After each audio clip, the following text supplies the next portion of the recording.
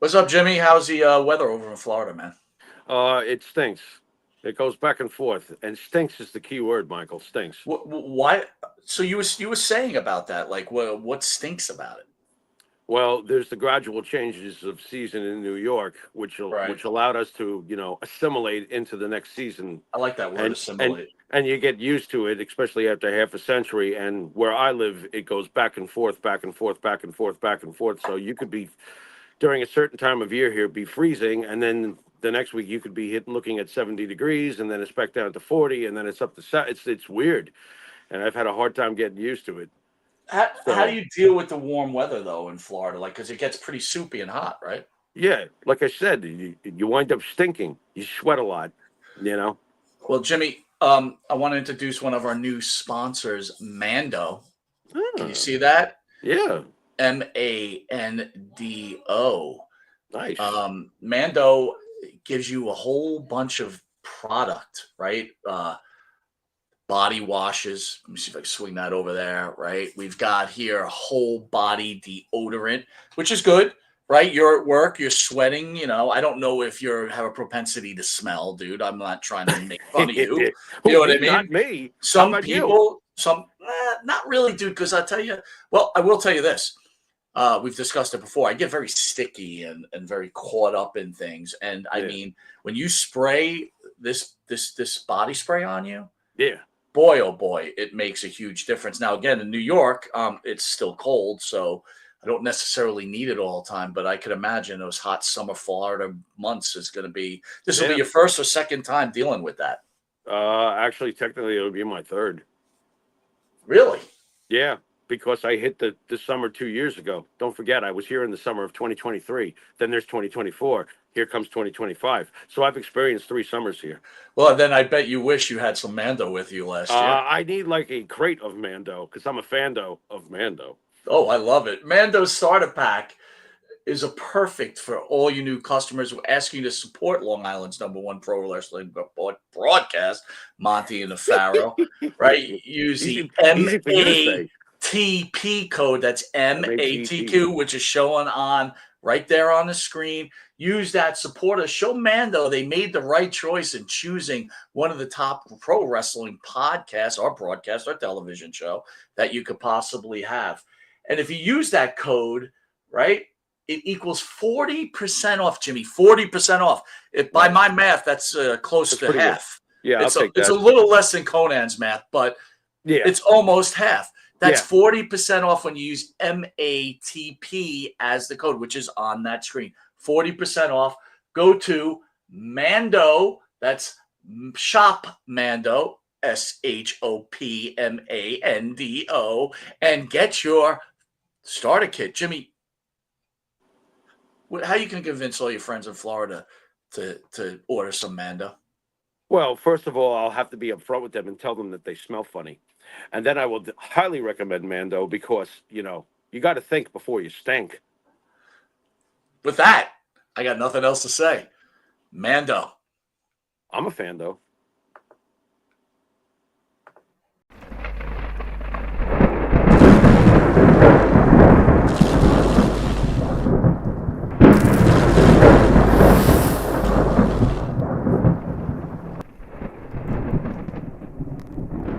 Talk about some real Fair stuff. You enough. ready? Fair enough. Yeah, I'm ready. I'm All ready. right. So we had the Royal Rumble. Tell me what you Okay. think about this, brother. All right. Oh my God! Want to try it again? Yeah.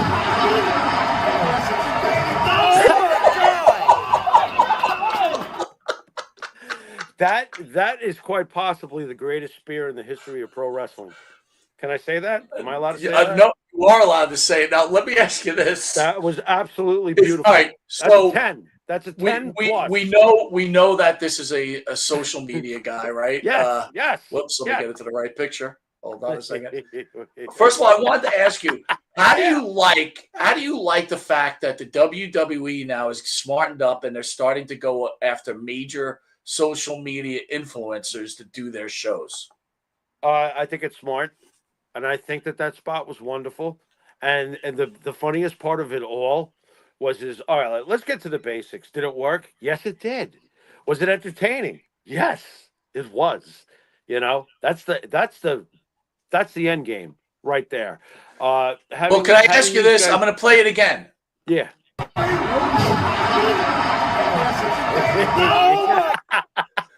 That dude, that guy was not ready for that. No, not There's at all. no way he was ready for that. Nope. You know what? At the end of the day, I bet you he'll never look at wrestling the same. But I think that it was smart of them. He's got like millions of followers, correct? Dude, you see, that's what we were talking about on the first show, right? Was It's the we were saying yeah, we're dusting the wind, man. yeah. This guy is so big that a major conglomerate like the WWE says, come to our show and we're going to throw you in a Royal Rumble. And Right. here's a smart thought. I had heard this somewhere. This is not my thought, but I was Okay. like, now that's smart. Give Triple H even more credit. Okay. Yeah. This is called the business, or it might be Tony Khan, maybe it's Stephanie McMahon. Yeah. Back in the day, Vince, who is the greatest promoter of all time, Tapped would in. bring in a Mr. T. He tapped into it. Right. You know, you'd bring in a Mr. T, Cindy Cindy Lauper. He Yeah. must have paid millions. How much do you think the WWE pays a social media guy, no matter how many followers he have? I have no idea. What do you I say, honestly 50 don't. grand, 60 What? grand? For that particular thing? I don't Yeah. know. Good question. Is that what you think it's worth? I'm going to tell you right now. I can't. I bet If you it's he's got something considerable. I'll bet you. I consider $60,000 considerable to be taken to a show, be on a major pay-per-view, and get your ass kicked. I would say yes. Right. Did he expect it at that level? Obviously not. Well, I think maybe they showed him what to do, and he was just not getting prepared. your ass kicked part. The getting your ass kicked part of it. Or do you think that? But think about that. There's no way that you're paying a lot of money to this guy, even though how popular he is. Right. You know, I guarantee some of these major social media guys do it for fucking free. You think he's one of them? Not that guy. All right, let's get back to basics. How many social media folks have truly broken the plane outside of Logan Paul? And Logan Paul's done amazing, in my opinion, and yours. So outside of him, who have they brought in? Well, we talk, you know what I mean? Again, on regular WWE. To me, this feels like a new experiment. On regular WWE programming, yeah, you see Blonde Wheezy. They show her in those reaction podcasts. Denise Salcedo. I know you don't know them, but they're on there, though. They put them on there. They put them on documentaries. Right. You know, what did Coach call them? Reaction podcasters. Yeah, but this dude that just took this spear feels a little different to me. No, this guy, again, I'm talking dust in the wind. This guy is like, when he goes on, there's a billion people watching him. He's making a living doing it. And think about this, Jimmy. How many places contact this guy to come to their nightclub to do this, to do that? This guy's raking the bucks, dude. Right. Do you think we're going to see him again? Because I do. He said no. Really? The spear did enough. That's it. He's done. Again, according to him, don't know how the way he got hit. I could see that. I'd be like, fuck this. So the basis of this, the basis of this show is what the fuck did I just do, man? Oh, there you go. The basis of the show. I'm such a dweeb. The basis of this show is, mistakes are masterpiece, right? Is the Royal Rumble. We've got a lot to talk about. It did very well. But everybody knows Jey Uso won the Royal Rumble, right? Yeah. Here's my point.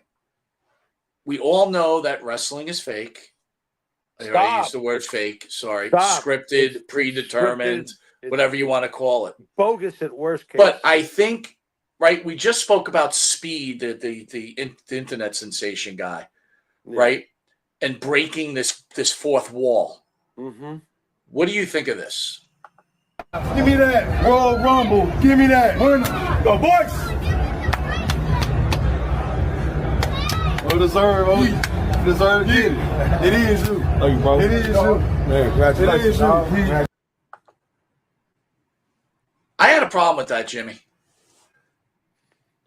Why?